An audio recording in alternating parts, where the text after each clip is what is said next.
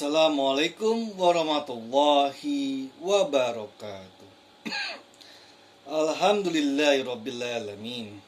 Innal hamdalillah nahmaduhu wa nasta'inuhu wastaghfiruhu wa na'udzu billahi min syururi anfusina wa min sayyiati a'malina. May yahdihillahu fala mudhillalah wa man yudlilhu fala hadiyalah. Asyhadu an la ilaha illallah wahdahu la syarikalah wa asyhadu anna Muhammadan abduhu wa rasuluh. Allahumma sholli ala Muhammad wa ala ali Muhammad. Ya ayyuhalladzina amanu taqullahu haqqa tuqatih wa la tamutunna illa wa antum muslimun. Rabbana dzalamna anfusana wa illam taghfir lana wa tarhamna lanakunanna minal khasirin. Subhanallah wa bihamdihi subhanallahil azim. La ilaha illa anta subhanaka inni kuntu minadh dhalimin.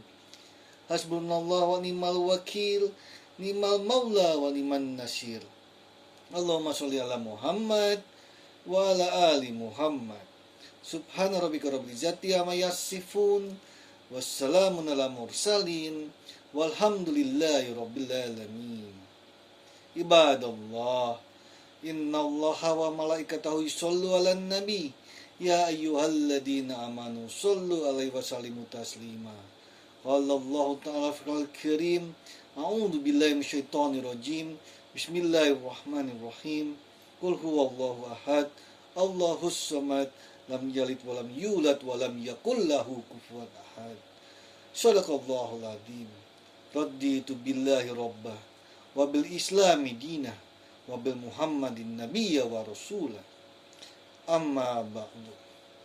Para ikhwan wa akhwat rahimakumullah.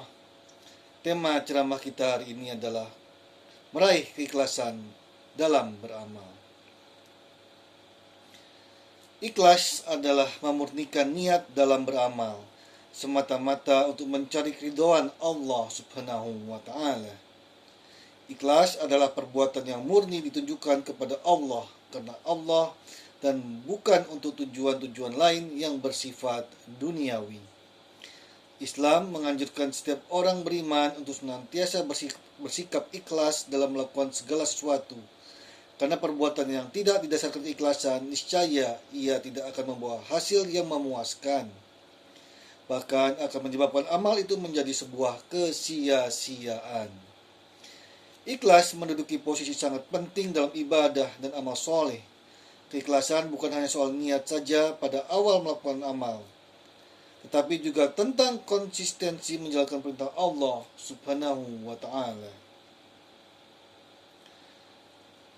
Marilah kita bersama-sama meningkatkan iman dan takwa kepada Allah Subhanahu wa ta'ala dengan terus meningkatkan kualitas dan kuantitas ibadah kita. Jalan takwa yang utama diantaranya adalah menunaikan apa-apa yang telah Allah Ta'ala perintahkan dan menjauhi segala bentuk dosa dan kemaksiatan.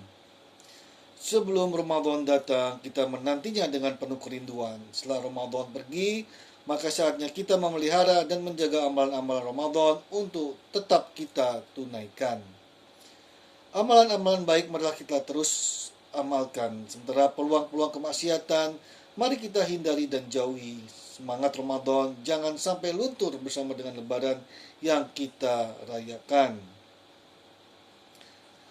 Sebagai landasan, marilah kita merenungkan firman Allah dalam Al-Quran, Surat Al-Zumar ayat ke-11 dan 12 yang artinya, katakanlah sesungguhnya aku diperintahkan supaya menyembah Allah dengan memurnikan ketaatan kepadanya dalam menjalankan agama.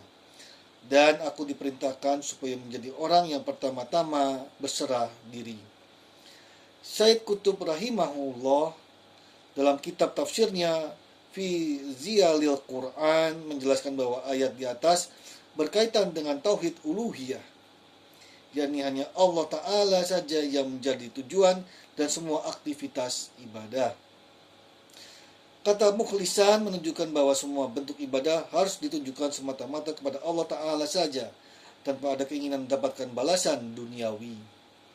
Secara bahasa, kata kolisan biasa digunakan untuk menggambarkan susu yang murni keluar dari perut hewan ternak, sementara di dalam perutnya juga terdapat darah dan kotoran.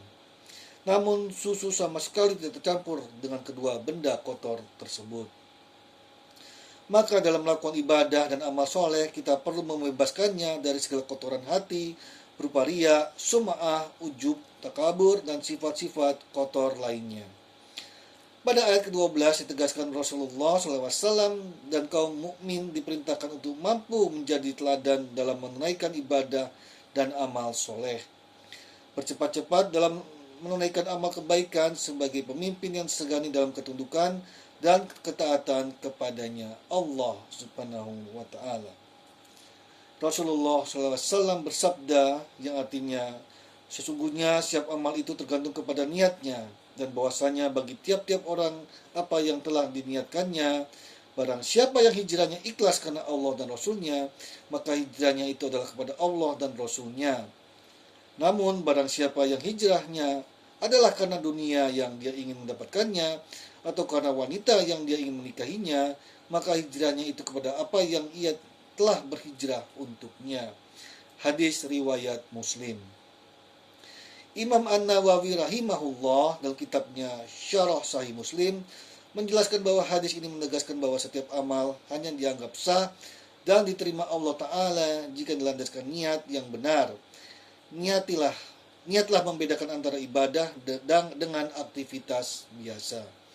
Ikhlas adalah memurnikan niat dalam beramal semata-mata untuk mencari keridhaan Allah Ta'ala. Ikhlas adalah perbuatan yang murni ditujukan kepada Allah, karena Allah dan bukan untuk tujuan-tujuan yang bersifat duniawi. Islam menganjurkan setiap orang beriman untuk senantiasa bersikap ikhlas dalam melakukan segala sesuatu, karena perbuatan yang tidak didasari keikhlasan niscaya ia tidak akan membawa hasil akhir yang memuaskan, bahkan akan menyebabkan amal itu menjadi sebuah kesia-siaan. Ikhlas menduduki posisi sangat penting dalam ibadah dan amal soleh. Keikhlasan bukan hanya soal niat saja pada awal melakukan amal, tetapi juga tentang konsistensi menjalankan perintah Allah Ta'ala. Jika pada bulan Ramadan lalu kita semua bisa maksimal dalam ibadah dan amal soleh, maka selayaknya di bulan Syawal ini kita dan bulan-bulan selanjutnya kita tetap menjaga dan mempertahankannya. Pasca Ramadan, kita semua hendaknya menjaga keikhlasan dalam ibadah dengan tetap istiqomah dalam menjalankan ketaatan. Dalam ibadah dan segala aktivitas apapun, kita tetap menjadikan Allah Ta'ala sebagai satu-satunya tujuan hidup, serta meneladani semangat Rasulullah SAW dalam beribadah dan berserah diri. Para ikhwan wa akhwat, rahimakumullah. Seorang ahli hadis, Dr. Mahmud Asy-Syaid Daud, menggambarkan ikhlas adalah senjata bagi seorang muslim dalam bertempur menghadapi segala tantangan, ujian, dan godaan dalam kehidupan dunia. Medan tempur seorang muslim meliputi dua hal, yakni bertempur melawan hawa nafsunya sendiri dan berperang melawan setan dari golongan manusia dan jin yang selalu berusaha menghalang-halangi manusia untuk mengabdi kepada Tuhannya. Baik, itu saja dari saya. Terima kasih. Syukron. Barakallahu li wa lakum fil Qur'anil azim. Jazakumullahu katsiran wa billahi taufiq wal hidayah. Wallahu muwaffiq ila aqwamit thoriq. Wassalamualaikum warahmatullahi wabarakatuh.